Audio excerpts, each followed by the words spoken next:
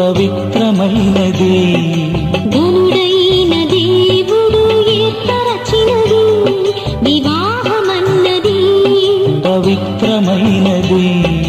ఘనుడైన దేవుడు ఏర్పరచినది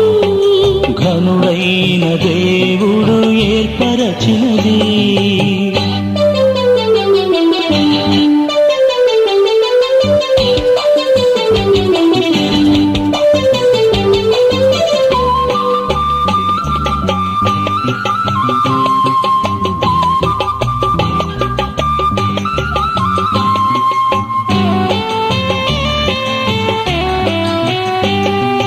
దేహములో సగభాగముగా